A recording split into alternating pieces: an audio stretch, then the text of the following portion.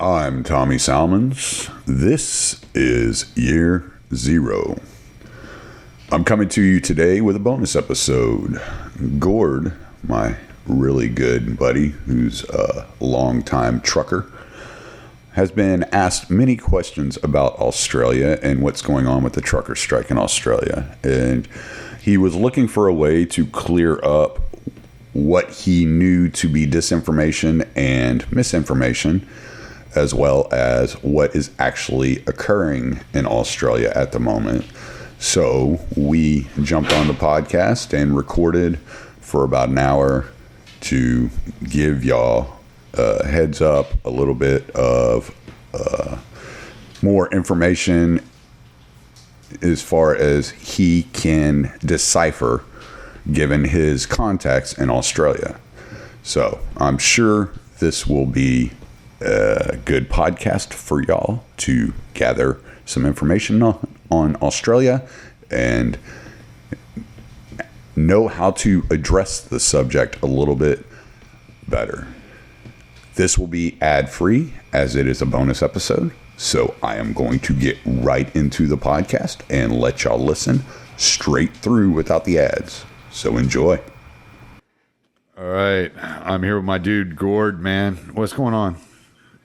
Good evening, sir. How's everybody? Everybody's doing. We're just kicking. That's life, right? Yeah, it's a Labor Day weekend. Hope everybody had a nice, good, long weekend. Yeah, nice, safe, long weekend, too. Yeah, oh, safety fucking third. How's that? Oh, my God. I'm so sick and tired of all these people saying have a safe one. No. Have a good one. And live dangerously. Grab life by the short and curlies.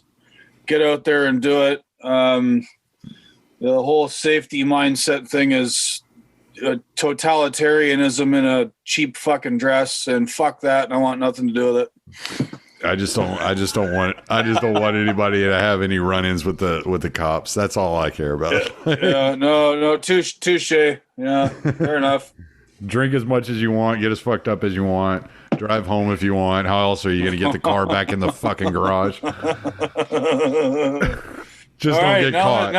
Now that we've established that this isn't a family-friendly show, I stole that. I can't take credit for that. I stole that from Sam Kinison. Oh wow! Yeah. Rest in peace, Sam. That guy was a ball of fire. Yeah, he had a bit, and he's like, "Don't drink and drive. Don't drink and drive. How else are we going to get the car back in the fucking garage?"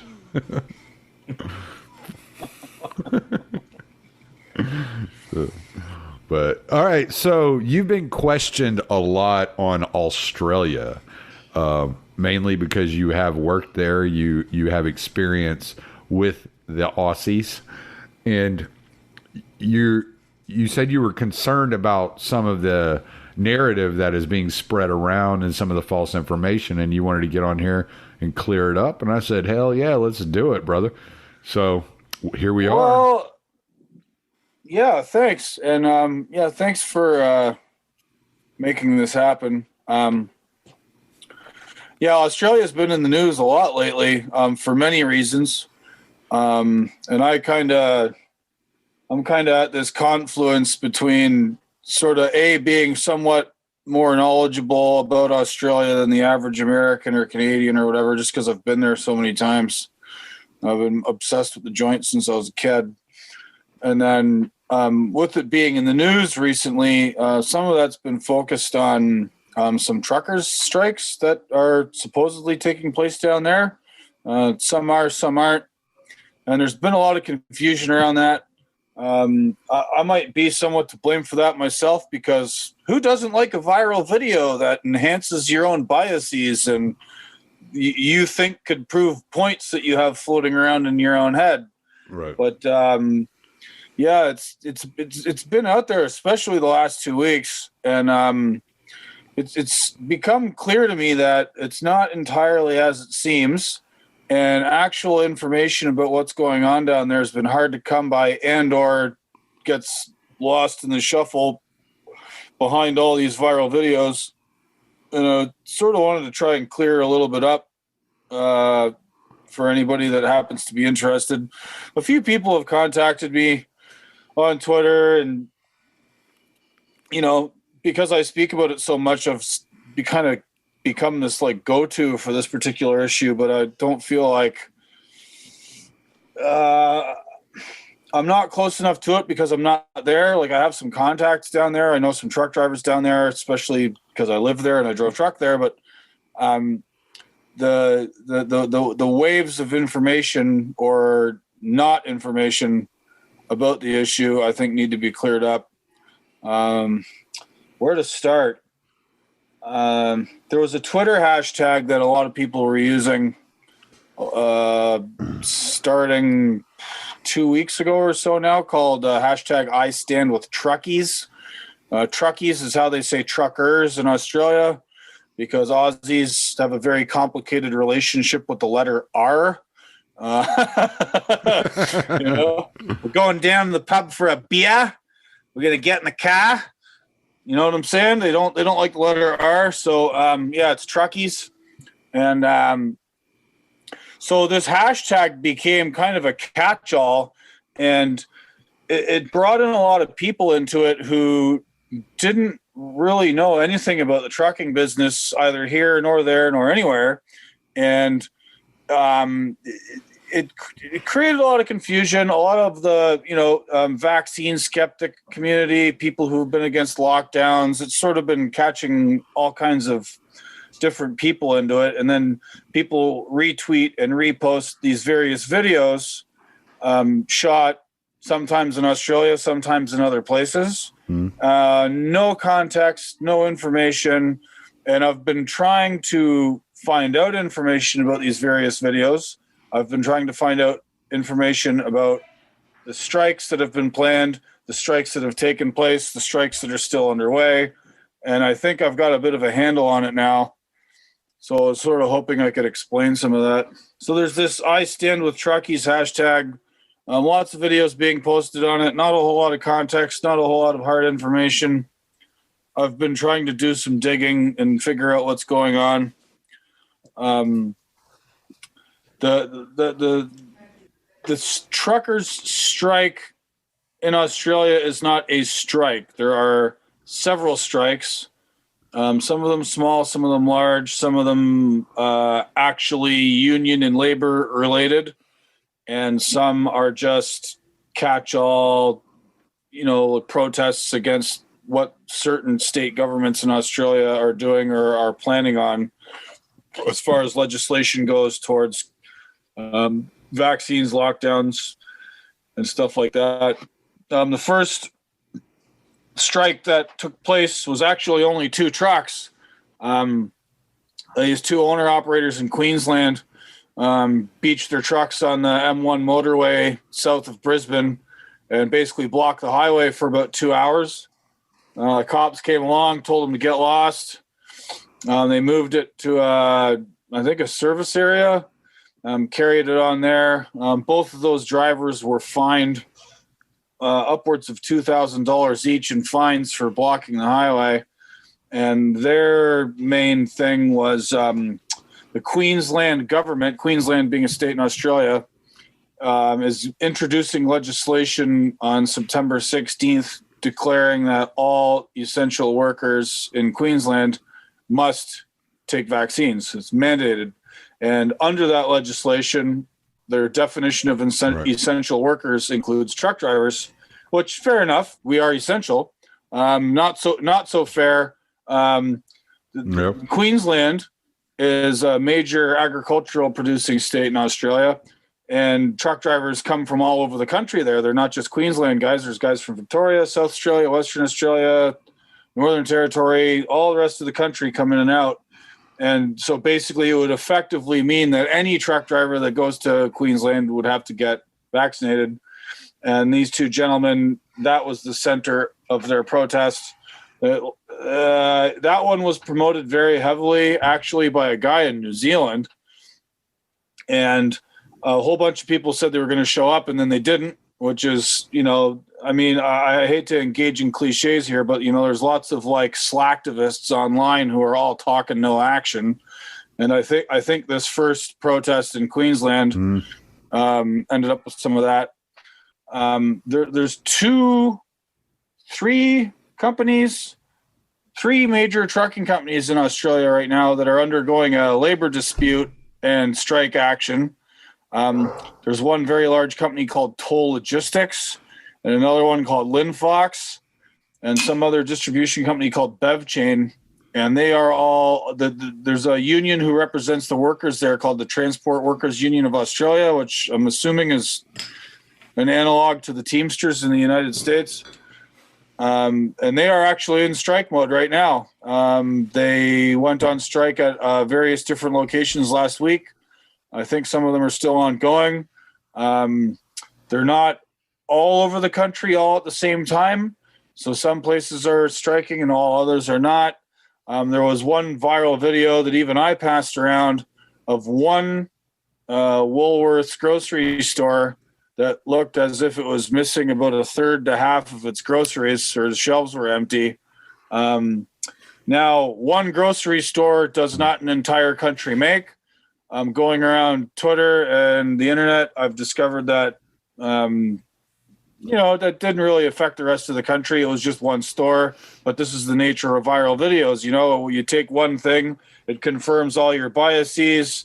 It's a hot video. It goes along with the subject matter of the day. Everybody hits retweet, and it becomes a big thing. I'm guilty of that, But I mean, I'm only guilty of it, I guess, in my own defense. I think when I tweeted that, I said, fuck around and find out. But like this is what would happen if a actual truck drivers strike took place. And even if a strike didn't take place, if this legislation passes, right? So like, let's say the Queensland government does pass this legislation, which is scheduled to be voted on next week. And they say, that's it. Every truck driver in Queensland has to get the vaccine.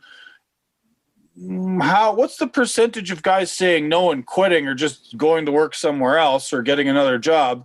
At what point does that affect the supply chains in Australia? What's the percentage? 10%, 15, 25, where you actually start to notice like, oh, oops, we're actually not getting a whole lot of things delivered. The Australian state of South Australia, where Adelaide is, kind of in the middle in the south of the country, they were planning on similar legislation to make truck drivers considered essential workers and mandate vaccines for them. And South Australia very wisely reneged on it and said, okay, we're not going to do that, because somebody in the South Australian government can rub two brain cells together and discover, oh shit, we don't want all the grocery stores in Adelaide to run out of groceries. So it remains to be seen whether anybody in Queensland puts two and two together.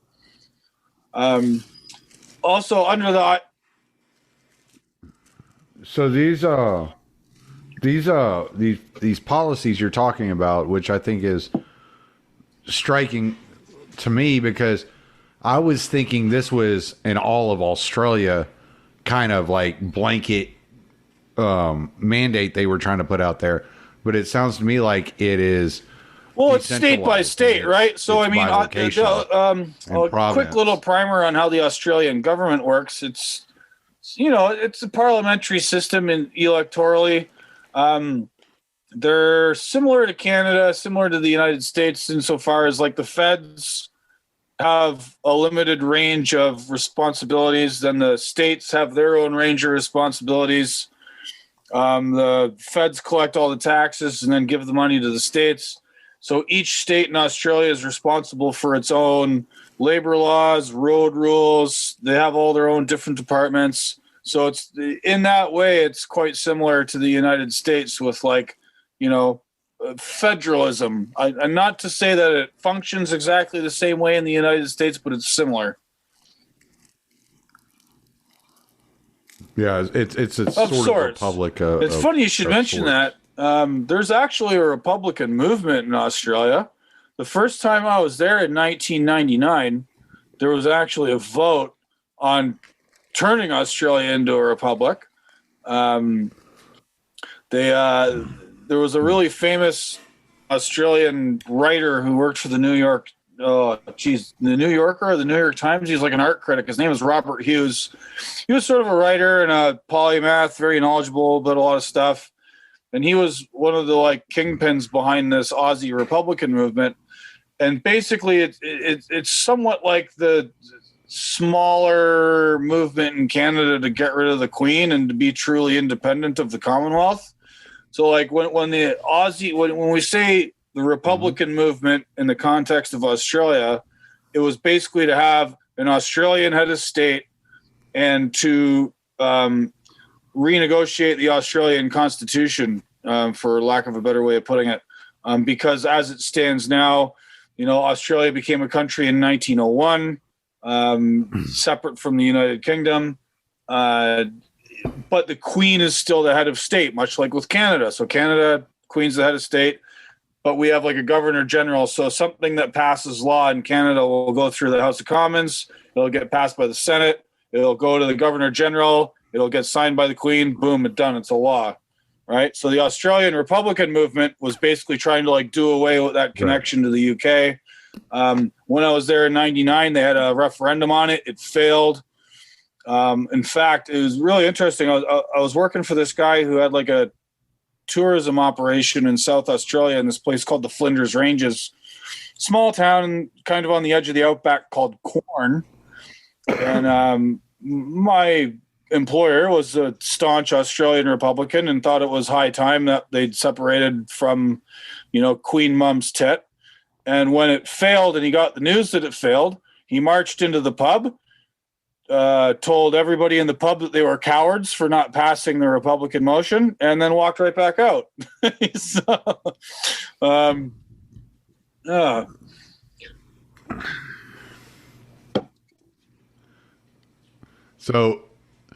So when you're like, okay, so there was a video that I had actually retweeted it was a guy driving down the road videoing a bunch of trucks sitting on the shoulder. Yeah, I know the one. Yep. It was about a minute long video. And I was like, fuck them, let them starve. That's my response to it. If Parliament wants to fuck around, let them find out. That's one of the videos I've been unable to get any information on it. I've been looking around. Maybe I missed it. I don't know which exact protest that was affiliated with, if any at all. Noticeable lack of cars in that video, which I'm not quite sure what to make of that. But I've asked a bunch of my friends down in Australia what was the deal with that one. I know it's in New South Wales somewhere. It's a major motorway, as they call them, rather than interstates. But I don't know anything about that video still. So I can't really comment on that, if it's affiliated with the I Stand With Truckies thing or it was just an accident or a highway closure. It doesn't seem like that to me, but no comment at this point. Yeah, no, I just found it strange because like you said, there were no cars on that side of the road. It was just trucks. And I was just like, wow, that's kind of crazy. Just to see the ability of trucks just to shut down the roadway if it was intentional, which it might have been spontaneous. Well, one of the other protest movements that took place underneath this I Stand With Truckies hashtag, or at least one you can find within, was something called Silent Anzacs, or Anzacs of Silence. Anzac is this old term for the Australian New Zealand Armored Corps. It was like basically Australian and New Zealand military combined to go help Mother England during the various wars. And so it's sort of this term that's been hanging around down there forever. So the Silent Anzacs thing was basically people protesting the lockdown measures and the heavy hand with which the government has approached the Wuhan plague crisis. And what people would do is they would rock up to their nearest local council or state government building and they would just stand out front and not say anything. It was like a silent protest. So there was video footage of dozens, hundreds of people standing in front of government buildings and just staring right at the building and not saying a word. It was like a silent protest. I thought it was pretty cool, actually. But those ones tended to get less pretty cool. Play because it's not very dramatic. It's just people standing there being silent. But I mean, if you're there and you have that whole crowd of people being silent, like a whole bunch, that'd be just creepy as hell if you were actually there. But I guess it doesn't make for good video. Yeah, it's not near as catchy as chanting. Oh, and then the madness of crowds, so to speak.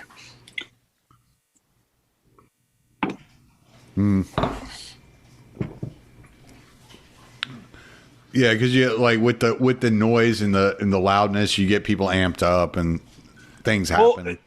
Yeah. So, but that is pretty interesting. That is like some difference in their culture and the way that they approach things. Now, there have been a lot of videos. There was a video a few weeks ago, and I didn't share it, but I remember watching it, and it was a news story, and they were talking about protesters in Australia busting through the lines of policemen trying to get to the parliament. I'm sorry. What do you know about that? It was a video of a news story from Australia, and it was protesters that had attacked a police line and busted through a police line to get to Parliament. Not sure about that. I haven't seen that one. Australian federal Parliament is in this town called Canberra, it's in between Sydney and Melbourne, but closer to Sydney. It's actually got its own territory. Australia is 7 states in one territory, and it's actually called the ACT, the Australian Capital Territory. They just carved out part of New South Wales and put a new state in it, kind of like DC. And Canberra sits in it. And any other town that's been custom created for government and is populated solely by government employees, it is soulless and boring and a black hole, and the architecture sucks, and everybody that lives there sucks, and you would never want to fucking visit the place. So you'll pardon me for not seeing the video. It's like Ottawa. It's like Ottawa, but worse, and I could be. I could be wrong. Like I said, it was a few weeks ago, so I remember seeing the video of the news story, and the news anchor seemed really taken aback that these people just busted through a line of policemen to continue things can their get protest. Crazy in Australia. Like, there's been a few videos. I mean, previous to this I Stand With Truckies thing, there's been a number of anti-lockdown protests down there. Some of them have gotten pretty crazy. There was some folks brought their kids with them, and the kids were holding signs, and the cops fucking pepper sprayed the children. And there's been a whole bunch of people gotten beat up by the cops. Like, Aussies will go toe to toe. I mean, a small minority of them, mind you.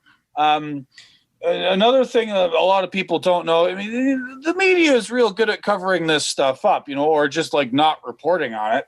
An interesting point about Australian history is the largest protests in Aussie history were against their involvement in the Second Iraq War during the John Howard Prime Minister administration in 2002 and 3.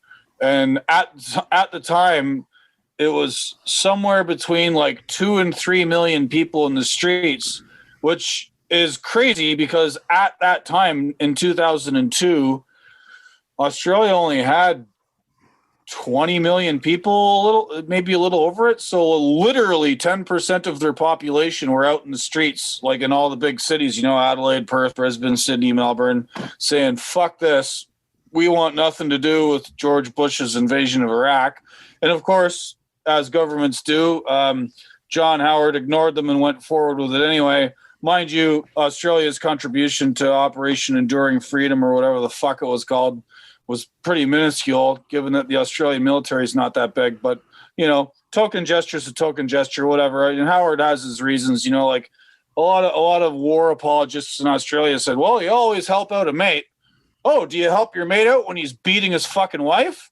Like, you know, why get involved in Iraq? Everybody knows it was a scam, you know. But as far as you mentioned cultural, there was a thread put out by this guy who I sort of kind of like and I sort of kind of hate him. His name's Gray Connolly. He's this sort of journalist, opinionator, blowhard Australian military guy. He fancies himself a bit of a historian. I suppose he is. He's a lawyer. He writes for a couple of newspapers and he's got quite the Twitter following. And he did say something that's very true, is that Australia is a nation of rule followers and queue get-inners. You know, we'll stand in line, we'll tick the boxes, we'll fill out the forms. And he's correct. There was another guy who showed me a quote last week about Australia that I thought was great. And the quote is that the problem with Australia is not that it's a nation descended of convicts. It's a nation of descendants of prison officers. So there's like there's a big nanny state mentality in Australia. They've got a pretty vicious and pernicious and paternalistic bureaucratic class down there, and a lot of people who support it and think that's a good thing.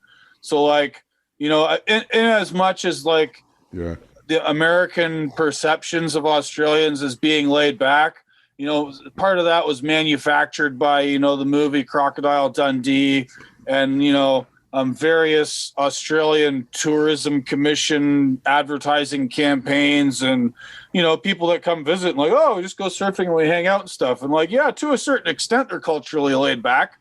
But when it comes to the government, they just take it, you know, and I found that when I was working there, you know, like you go to these mine sites and it's like 115 degrees outside and they make you wear long pants and long shirts and you're not allowed to just put suntan lotion on. Oh, there he is. There's the dog.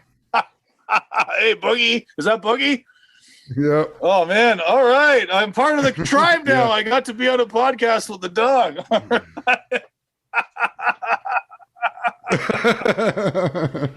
They've been down at my feet eating on each other. I love it. There's a... Butters is still laying over here, but Boogie's like, I can't resist. You're talking. You know, I got to get in here. A couple other shows I listened to. There's this guy also in Texas, the perfume nationalist, Jack, and his brother Orton. I was listening to their show a little while ago. I can't remember which episode it was, but I could hear Orton's kids in the background. And I'm listening in my earbuds, and I kept turning around thinking it was my kids. And who else? Red Scare, the host of Red Scare, Anna Kachian, she had a child here not too long ago. And a couple of times she's recorded her show with her baby. And like you can hear him cooing in the background and making baby noises because he's very young. And I'm just like, oh, melt my heart. So it's like Orton and Anna's kids and your dogs. And like, I love all these shows where like you got a little bit of, you know, you got some life going on in the background. I love it. You know?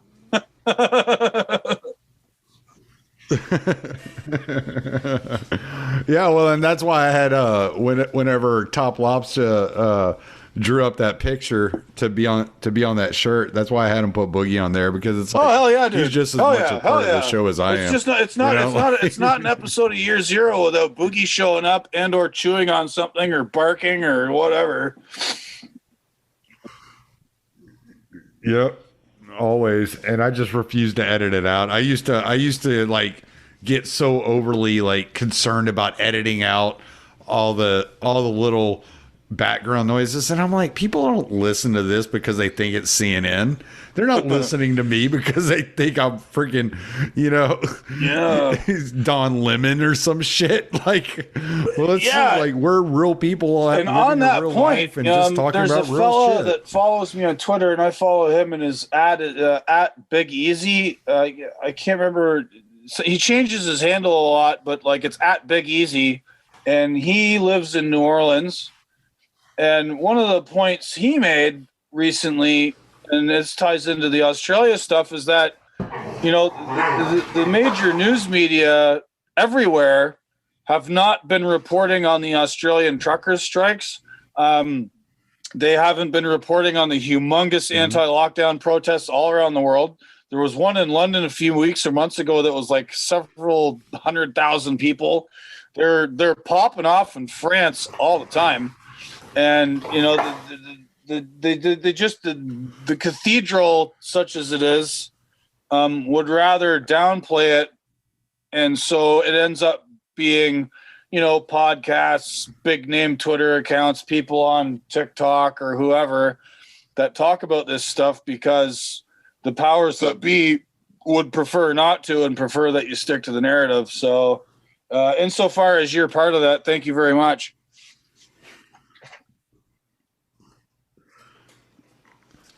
Well, yeah, you're welcome. You got to stop. Genoeg. I know. I won't be talking forever. We'll be done soon. But yeah, no. All right. So let's get back on Australia. What are some of the narratives you're seeing coming out that you're like, this is not right at all? I know you told me you were listening to a couple of podcasts of guys down there in Australia and trying to catch up on what was actually happening down there. So what are you seeing that is being left out or being said? Well, like I said, like, I think no, that's not quite right. The notion that they're going to shut the whole thing down, I don't think is going to happen. I mean, they could. Australia would be a real easy place to do a nationwide trucker strike because they have much less population than the United States, fewer roads. Lots more choke points. Like if you block the M1 motorway, like at the Queensland New South Wales border or something, and didn't let any trucks go between Brisbane and Sydney, like there's 1/3 of Australia's truck traffic right there, you know, or it's between Sydney and Melbourne, like anywhere down that east coast. And then if you tried to go west, like if you parked a couple of road trains across the road in Port Augusta, nobody's going to Perth, nobody's going to Darwin. Nobody's coming back the other way. Like they've got a lot of choke points there. But mind you, you know, like the Australian trucking community is just like any other one. There's some people who are happy to take the vaccine and happy to live status quo and just get on with it. And that's fine. I don't have any issue with those people as long as they don't force it on me. Right. So you're not going to get 100% commitment. You're not going to get 50% commitment to something that big. And I think the rush, because there's so many people who have just been torqued up by COVID narratives, the vaccine agenda, everything that's going on in the world right now. People want there to be a major protest. So they're like hanging on to anything they can find. And like, I keep seeing this video people pass around of one in Canada. They're like, oh, the truckers in Canada are going on strike. And it's like a 25-second video of someone crossing the border at one of the bridges. Like it's either like Port Huron, Michigan coming into Sarnia, or maybe it's Fort Erie. I don't know. It was filmed at night. It's dark. I can't get my bearings. But there's like a lineup of trucks going up the bridge. I'm like, that's just a regular friggin' night at the border. This has got nothing to do with a strike. Why are you saying this is a strike? Yeah. There's no strike. It's just the border. That's the border every fucking night. You know, like. Yeah. So. Yeah. There, and you're right. There is this like this desire to see, and especially with trucking and with truck driving, because like we talk about so much. Excuse me.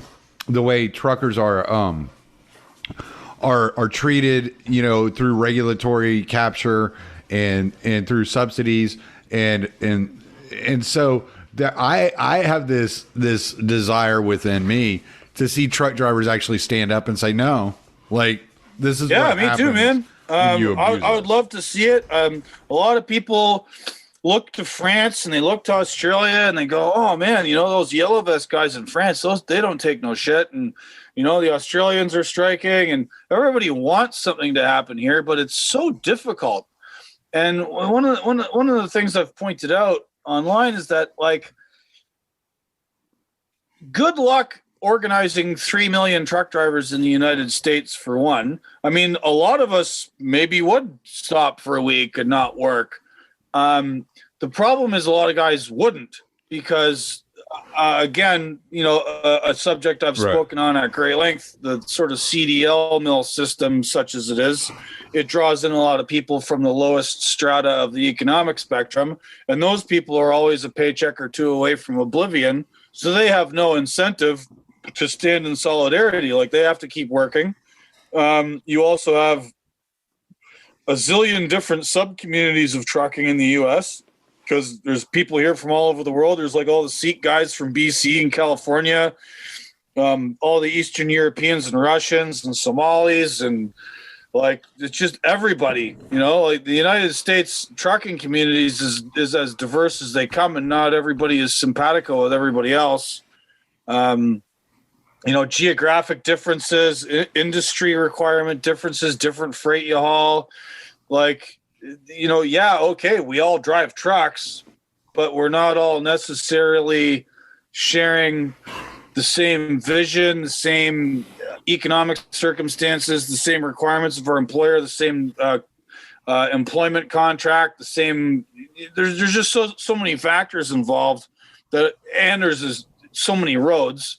Like, you can't just cut things off in the U.S. because there's always some way to get around somewhere, because there's a gazillion roads here, right? Yeah. Yeah, well, and I think that's why, like, Australia strikes so many people as so interesting, because not only, like in the U.S., could the truckers make a difference, there's such a small pool to pull from, that it would be a lot easier to organize at least some percentage of the trucking population to make a dent, right? So, like, let's say, I mean, just for shits and giggles, let's say 5% of the truckers in Australia decide to strike, right? Well, when they're able to sit down with the truckers that aren't striking and talk to them about, look, you're being underappreciated. We're striking for your benefit. This is what is occurring, and this is how they're treating you, and this is how you should be treated. You could see an exponential growth component on a smaller scale to show you the potential power of the trucking industry in that situation. And I think that's why so many people are so focused on Australia at the moment. Possibly, yeah. Like I say, it's a microcosm. It's smaller, has more choke points. If there was to be a trucker strike, it would be a good place to do it.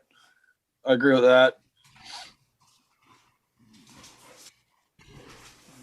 Yeah, I just see the potential for the exponential growth and getting to a percentage of like 20% of the community being more realistic in Australia than it would be in the US. Yeah, no. There's more solidarity amongst truck drivers in Australia. One of the reasons for that some people might not know is that they don't, Canada brings in a lot of immigrants from all over the world. A lot of them end up in the trucking business. Same in the United States. Australia, not so much. Australia's got pretty strict immigration rules. Unless you're refugees, it's like a 2-tier system. If you're a refugee, it's easy to appoint. If you get there legally, not on a boat. If you get there on a boat, they treat you like garbage and you end up on a holding camp on some island in the Pacific somewhere. It's disgusting. If you immigrate there under their point system, much like Canada's, I mean, if they let you in and you fall into trucking by accident, maybe, but like if you come there explicitly with like truck driving on your resume, they're not going to give you any points for that, and they won't even let you in under a sponsored visa. I mean, the only way I got in there was some skullduggery on the part of the people that brought me there. Right. Yeah, I know. I remember you telling me that story. This fucking monster. Is he messing with the wires? Your video keeps freezing, and I heard some audio disruption there for a hot second. No, he's just trying to climb on me. That might just be a signal issue because you've frozen on me a couple of times, but I've always been able to hear you, so I was like, all right, whatever, it's all good. But all right, so what is there anything else? Like, what else are we missing in this story that may need to be covered? I mean, obviously take everything you see online with a grain of salt. Not to say that the mainstream media are necessarily to be trusted, but sometimes they do some decent reporting, and like if all you see are viral videos of stuff without any context, perhaps you do need to check with traditional news media to see if you can find any information out. I mean, if you don't know any truck drivers yourself, if you want to keep following this, I mean, follow me. There's a few people online I follow. I mean, whenever we post this, when you put it out, I'll tag all the various people down under who are covering that and who are knowledgeable about that. There's this one guy named Mike, Oz Trucker. He's got his own podcast actually that's been around for about a year now. It's called let me find it here. The On the Road Aussie Trucking Podcast. His name's Mike. They talk about stuff. Mike's a pretty down the middle of the road kind of dude. He tells it like it is when he needs to. I disagree with him about a few things. He seems to be a little bit more accepting of the, before COVID, Australia's had a real problem with their nanny state long before COVID ever showed up. And, there's a bureaucrat around hiding behind every bush waiting to like impose some kind of video surveillance system on you in your cab or, otherwise make your life difficult while telling you it's all about safety. If anybody tells you anything that's about safety and they're a manager that's never actually done the work, they're fucking lying, and you should just punch them in the fucking face and tell them to fuck off and get out of your life. And anybody that's listening to this that's a member of the professional managerial class, in the words of Quincy, you'll eat my ass. I don't know, whatever. You people are disgusting. You are petty fucking tyrants, and fuck off and fuck you and get lost. I've been doing this for 24 years now, 25 years. Never been in an accident, never rolled a truck, never been involved in a collision, never hurt anybody, never hurt any piece of equipment. Get the fuck lost. Stop telling me how to do my job. Stop trying to put cameras in the truck. Stop ELDs, the whole 9 yards. Australia has their own problem with that, even more so because, again, the descendants of the prison officer class and all of their bootlicking supporters in Australian society. Sorry, Aussies that are listening to this. I only speak the truth because I love you. Do something about these people before they drive your country into fucking oblivion. Sorry, I lost my train of thought. No, that's okay. That's all right. Yeah. That was a rant that needed to happen. I could tell that came from a really deep, deep place. Well, when I was working down there, I'd still be there. I went to work for a small family-owned company in Western Australia in Perth, and they ran a lot up and down the West Coast. They serviced the mines. They serviced the natural gas sector off the coast of Dampier and Karratha. The guy that owned the place was really cool, really self-made millionaire. Had his hands in a bunch of different businesses. Super good guy, super family-oriented, nice equipment, treated his people properly. Right as I got there, he became more interested in his oil drilling equipment and sold the trucking off to a company from the UK, and it all went to shit. It was all human resources managers, new fucking meetings, just safety bullshit out the wazoo. And they ruined it, and a whole bunch of people ended up quitting. I quit, a bunch of other guys quit, and I have no idea even if they're still in business. Maybe they are. I don't know. I don't care. They destroyed it, and I want nothing to do with a place that's managed by pencil neck, bureaucrat, professional managerial class types that have never done the work and exist only to try and fucking tell me what to do and pretend it's about safety or some other bullshit. Fuck off. All right, sorry. No, that's cool. I had a situation like this occur to me when I was with a company in Houston called Fox Metals, right? And so the guy was the yard foreman, and he was in charge of the cutting of the metal, but he thought he was the manager of the trucking region, the department, which there were only 5 of us, and we all kind of managed ourselves. We were all experienced. We all knew how to drive. We had all been doing it for a while. So it was like, whatever. We just kind of did our own thing and went on about our business. But this guy always wanted to be up our ass about shit. And I was supposed to be taking him down to International to pick up. He was picking up one of the small Internationals that was on the yard. And so I was supposed to be taking him down there to pick up this little truck that he could actually drive, but I had to take him in a rig. And we're pulling out of the parking lot, and he hadn't stopped nagging me since we got in the truck. Do this, do that, do this, do that, do this, do that. I pull out of the parking lot, and I'm getting onto 529 to head towards 290 there in Houston, and he just keeps on and on and on. And I rolled that truck over into the median, slammed on the brakes. I said, "You fucking drive yourself, then, motherfucker." I got out and walked back to the yard. It's like, fuck you, dude.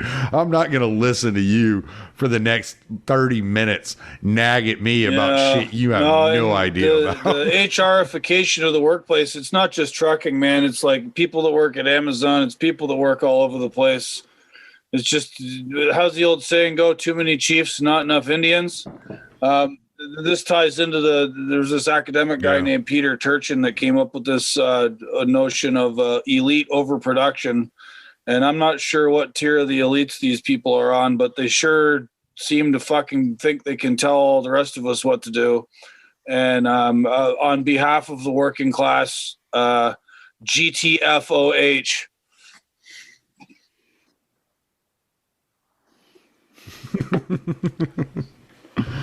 All right. Well, yeah. I think we've covered everything. No, and that's it. I just, I felt like I needed to say a few things about this Australia situation because the viral videos and the lack of information was getting out of hand. It's not all exactly what it seems. Right. It's not living up to what I was sort of hoping. You know, I'd love to see a nationwide shutdown. Australia strikes me as the place that would happen, but yeah, maybe not. You know, we have to think a little more critically about this and ask a few more questions. Don't just accept viral videos at face value. And well, right. Well, you don't want to get like a false sense of hope, a false sense of security in your mind, and then you're no longer, you know, as on top of things as you should be because you think, oh, okay, well, it's being taken care of. No, 100%. It's not. It's never ever count on other people. And I get it. You know, like I mentioned before, people are torqued up. The last 18 months of life on Earth, especially in the West, where we have this entire caste of management people who want to manage us into oblivion. And those of us at the other end of that stick are getting real tired of it, and it's very easy to latch on to anything coming across your screen that looks like we're taking it back to them. I feel that myself. Let's just make sure that we're not making fools of ourselves, believing in something that's not actually happening, and just try and keep cool heads about this and stay realistic. That's it. Mm. Yeah, no, I agree with you. All right, man.